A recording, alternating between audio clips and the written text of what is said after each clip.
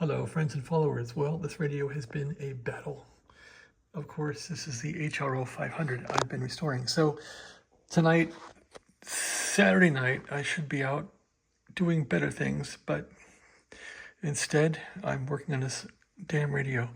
So I wanted to get this band switch working as far as the drive to the synthesizer harmonic generator. I finally got this bloody rope stringy thing back in here. Man, oh man, that took me hours. Measure out 24 inches, get the loops on the end correct, wind it through there, which just takes hours because the string, you have to kind of clip it with a clip lead, pull it through. At any rate, it's working now, so I'm rather happy about that. We can start on band number 1 here and watch the switch contacts and listen to the click, and it will faithfully click on through like that. How wicked cool is that? It beats going to the Packy, I'll tell you that. I think I need to go to the Packy now. So that's my update. No, I'm not going to the Packy. I got beer in the fridge. But yeah, this thing's coming along. Of course, I've ripped apart the controls and the front of it to get the light bulbs replaced. I don't have any light bulbs to put into it, therefore I ordered this light bulb here from Sylvania from eBay. 6 volter for this. That goes into here. I've ordered some 12-volt light bulbs for this assembly here, and maybe when all that comes back in, I'll put this thing back together. But the good news is I won't have to be futzing with this anymore. It is tracking the band switch fairly well. And whilst I was messing with that, this one came loose. That's like, I knocked off that spring somehow. It's like, come on, I wasn't even touching that thing. So, you know, that rope in there is a bit loose. I don't want to deal with it now. It's been too many weeks on this thing as it is. So I guess this thing gets put aside for a while. I suppose I could try and fire it up and see if this works right.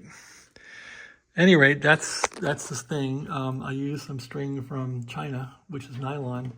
And what I found was I can use a soldering iron to burn a loop in these things. In fact, yeah, I'll show you that in a minute. I figured out a way to put a loop in these for the spring. But anyway, here, let's pick this thing up again and show the underside of it. So here's the pulley on the underside, which I put this pulley back on, just pull the shaft back out, put the pulley back on, and just basically follow this diagram they give you, which works out really well. I was suspicious of that working. I hate stringing pulleys and all that on old radios, but that worked out. So accurate people from Massachusetts, smart people, smart. So that's that for the synthesizer harmonic generator, and there's the new HF ceramic wafer I put in there. You can watch that one tooth go around here, which it's tracking awesomely. So the way this goes is frequency for the HF oscillator. This is basically a tank circuit for the HF oscillator. So this basically, these two switches are the same as far as the wafers, exactly the same. And they pretty much got the same network here. This is basically a load for the buffer transistor, which they call the untuned buffer. So this HF oscillator gets buffered by the buffer. They send it out the back, and they also use it as the low for the radio. I still got to connect this capacitor here. I'm not even sure what they did with that, but it was on the back of this old switch, which I can't replicate. I did put in some new resistors today. The resistors that are biasing the HFO transistor were a little high in ohmage. So I put in ones that were really exact. I just want to get these transistors to put out as much as they can. And when you have resistors which have slipped in value and gone high, that's going to give you a little less output with your stages. So replaced that, replaced one in here today. That's about it. And I've been banging around with the lighting today, as you know, and finally got this damn string to work. Man, I hated this string. I just loathe dealing with these strings. Yeah, there's a big spring. So you can make a loop on these things. So there's the loop I made, and they used like a metal piece for the loop. But what I do, and I found this works pretty good, is let me find the end of a string here. I use my soldering iron and simply burn the nylon string. So let me show you that. So let's put that down like that and fire up the soldering iron and show you how a loop is made.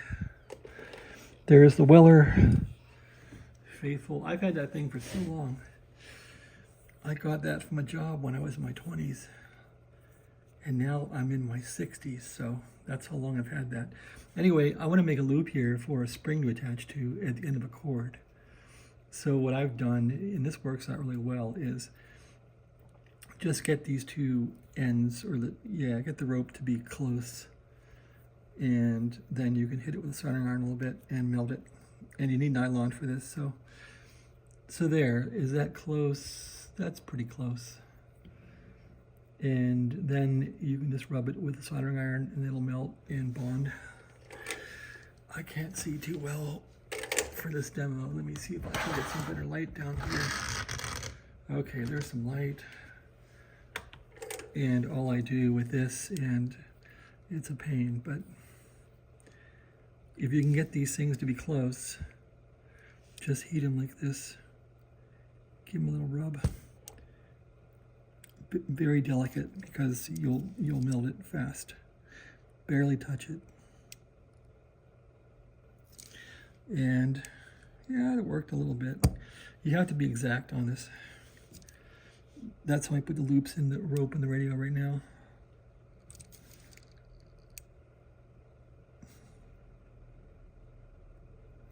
Hit the other side of it. Nope, that's not working.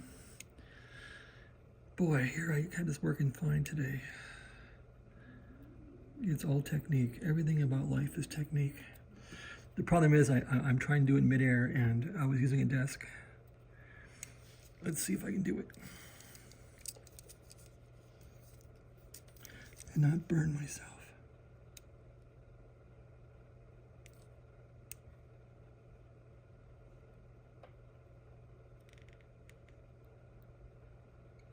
Yeah, it's sort of working. Okay, well, that's not perfect, but it melted and it bonded.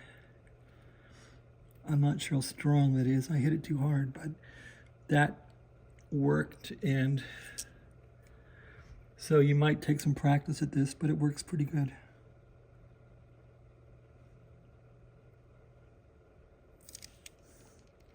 At any rate, that's what's holding together my radio right now, is a loop like this, made just like this. And I'm having a tough time without using a desk, but you get the idea. You can melt these strands together, and then you have a pretty solid loop, so there's no knot needed. And then, whoa, well, you can see that didn't work too well.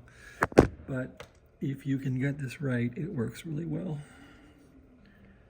Now I'm insulted, and I want to try another one. My ego is fragile here.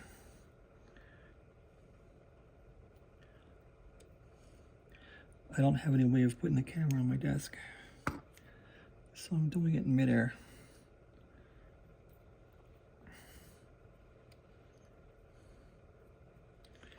Well, this isn't working out so well.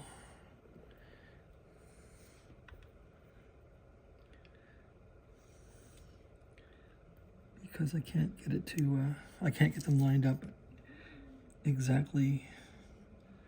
They have to be parallel. Perfectly parallel.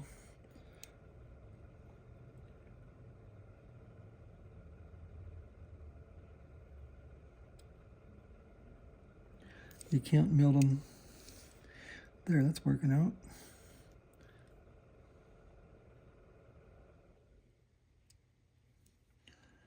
Not really.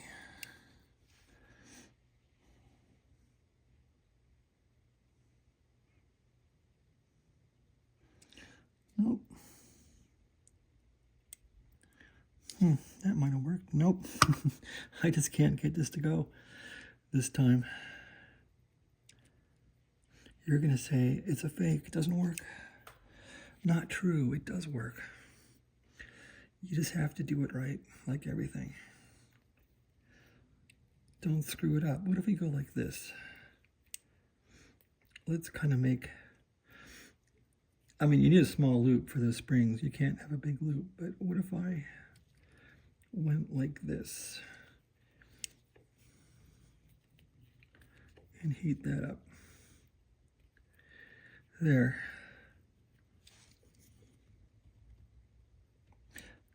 No, I just can't do it in midair. Anyway, that's how I made loops. Take care. Have a nice day.